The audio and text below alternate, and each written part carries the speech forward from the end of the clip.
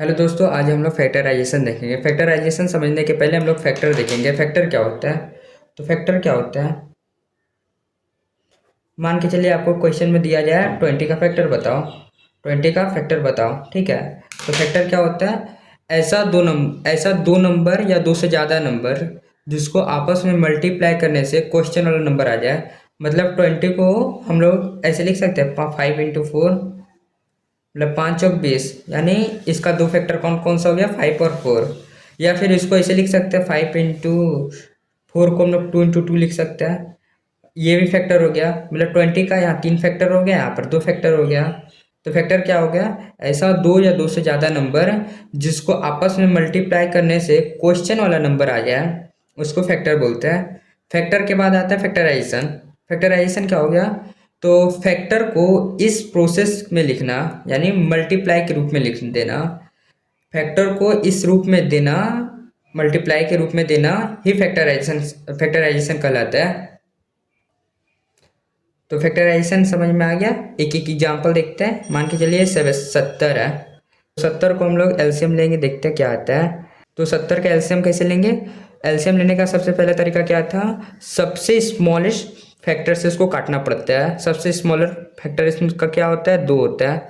2 से इसको काटेंगे, 2 × 5 = 2×3 = 6, 2×3 = 6, यहाँ पर 1 आ गया, 2×5 = 10, ठीक है, 35।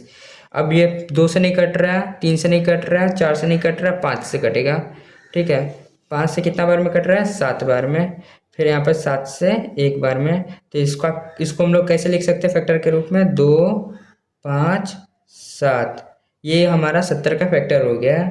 इसी को हम लोग फैक्टराइजेशन बोलते हैं। 70 का फैक्टर ये सब हो गया, और इसको मल्टीप्लाई के रूप में दे देना ही फैक्टराइजेशन होता है। मान के चलिए 70 को हम लोग इस तरीका से लिखते हैं, 70xy, ठीक है। यहाँ पर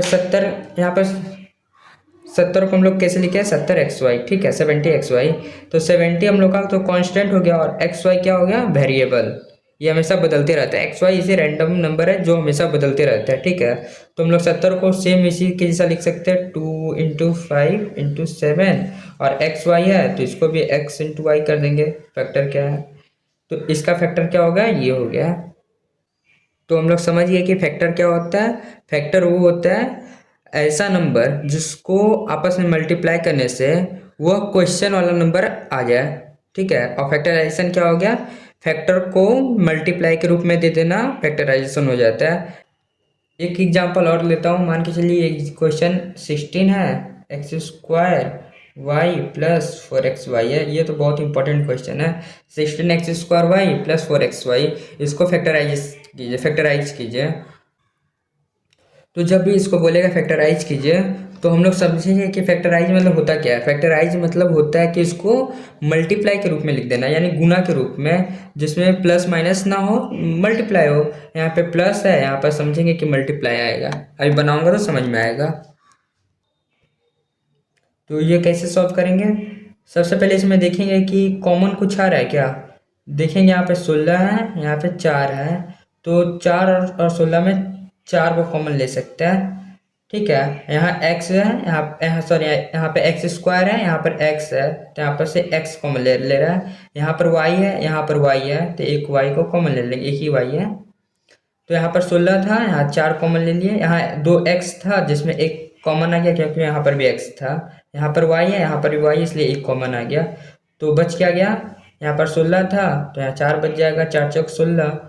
यहाँ पर एक x निकल गया, तो एक x बच जाएगा। यहाँ पर y निकल गया, इसलिए कुछ नहीं, 1, प्लस यहाँ पर 4 आ गया बाहर, तो कुछ नहीं, x भी निकल गया, y भी निकल गया, तो क्या बच जाएगा? सीधा 1। यहाँ से सब निकल गया, यानी कुछ नहीं बचा, यानी 1 बचा है।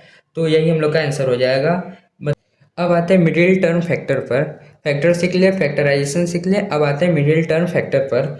लेकिन मिडिल टर्म फैक्टर समझाने के पहले बेसिक जानना पड़ता है। जैसे ये हम लोग का मान के चलिए इक्वेशन है, ax² + bx + c = 0 है, ठीक है। तो हम लोग ऐसा क्वेश्चन आएगा, बोलेगा इसको मिडिल टर्म फैक्टर करो। इस साइन कुछ भी हो सकता है, यहाँ पे माइनस हो सकता है, या यहाँ पर माइनस हो सकता है, ठीक है। इसको बोलेगा मिडिल टर्म फैक्टर करो। तो इसमें कुछ कुछ बात याद रखना पड़ेगा। जैसे ये क्या है, ये हम लोग का एक्स स्क्वायर का कोफिशिएंट है। क्या है? एक्स स्क्वायर का कोएफिशिएंट। ठीक है, ये एक्स स्क्वायर का कोफिशिएंट है। ये बी क्या है? एक्स का कोफिशिएंट है। और जो सी है हम लोग कांस्टेंट बोलते हैं। सी को क्या बोलते हैं? कांस्टेंट। सी को हम लोग कांस्टेंट बोलते हैं। इतना चीज याद रखिएगा, इसके बाद ही मिडिल टर्म फैक्टर होता है। तो एक्स स्क्वायर का कोएफिशिएंट ए है, एक्स का कोएफिशिएंट बी है, और सी क्या होता है? कांस्टेंट होता है। मान के चलिए इसके जगह अगर कोई क्वेश्चन है रहता है, ये रहता है क्वेश्चन, मान के चलिए क्वेश्चन रहता है x square minus 5x minus 36। इसको कैसे सॉल्व करेंगे? इसको सॉल्व करने का मिडिल टर्म है तो हमेशा मिडिल को देख के चला जाता है। ठीक है, तो हम लोग इसमें क्या करते हैं, मिडिल टर्म फैक्टर में मिडिल को देखेंगे। ये सबसे ज़्यादा इंपॉर्टेंट होता है मिडिल को देखना। यहाँ पे 36 है, तो हम लोग हमेशा क्या करते हैं, कांस्टेंट टर्म को ऐसे दो भाग में तोड़ते हैं जिसको प्लस या माइनस करके मिडिल वाला आ जाता है। क्या बोले? कांस्टेंट टर्म को ऐसे दो पार्ट में तोड़ा जाता है जिसको प्लस या माइनस करके मिडिल वाला आता है। अब इसको कैसे तोड़ेंगे, इसको कैसे फैक्टर करेंगे, तो आता ही है एलसीएम करेंगे 36 का। तो 36 का एलसीएम कैसे होगा? 218, फिर 2 से करेंगे 2 नंबर 18, फिर 3 से करेंगे 3 तरीके 9। तो इसका फैक्टर क्या हो गया? 36 का फैक्टर हो गया 2 इंटू 3 ये हम लोग का इसका फैक्टर हो गया। ठीक है, इस ये सब को अब ऐसे जोड़ना या घटाना है जिससे हम लोग का 5 आया।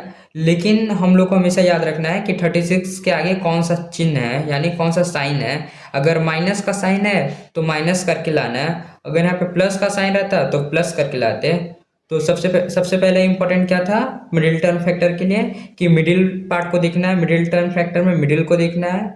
उसके बाद कांस्टेंट टर्म को तोड़ना है, ऐसे तोड़ना है जिससे वह मिडिल वाला पार्ट आ जाए। लेकिन अगर यहाँ पे सामने वाला साइन भी देखना है, अगर सामने वाला साइन माइनस का है तो माइनस करके ही लाना है। हम लोग क्या करेंगे, 2 इंटू 2 क्या हो जाएगा? 4 हो जाएगा, और 3 3 9 हो जाएगा। तो हम लोग ऐसे कर सकते हैं, 9 चौक 36 भी हो जा रहा है, मतलब ये ठीक हो जा रहा है। और 9 में से 4 घटाएंगे तो 5 आ जाएगा ना। तो यहाँ पर क्वेश्चन को सॉल्व करते हैं। तो यहाँ का एक्स स्क्वायर लिख दिए। अब 5 को हम लोग कैसे लिख सकते हैं, 9 में से अगर 4 को घटाएंगे, क्या यहाँ पे घटा के लाना है, तो 9 में से अगर 4 को घटाएंगे तो 5 आ जाएगा। तो यहाँ से ब्रैकेट के अंदर ले रहा है। ठीक है, 9 माइनस 4, यहाँ पर x को x लिख दे रहा है। 9 माइनस 4 करेंगे तो 5 आ जाएगा, एकदम सही। तो x लिख देंगे -36, एकदम सेम। उसका एक्स स्क्वायर कर देंगे माइनस 9, यहाँ से अब इंटू कर दे रहे हैं 9x। ठीक है, अब माइनस माइनस यहाँ पर क्या हो जाएगा, प्लस 4x माइनस 36। कैसे किए, यहाँ माइनस का साइन था, माइनस उतरा, और 9x मल्टीप्लाई किए, 9x हो गया। ब्रैकेट को तोड़ेंगे तो इंटू होगा ना। अब माइनस माइनस फिर हो जाएगा प्लस और 4x। ठीक है, अब हम लोग क्या करते हैं, कॉमन लेते हैं। x यहाँ से कॉमन लेंगे और इसमें यहाँ से कॉमन लेंगे। यहाँ से क्या हो जाएगा, यहाँ पर x है, यहाँ पर x है, तो यहाँ पर क्या लेंगे, x कॉमन ले लेंगे।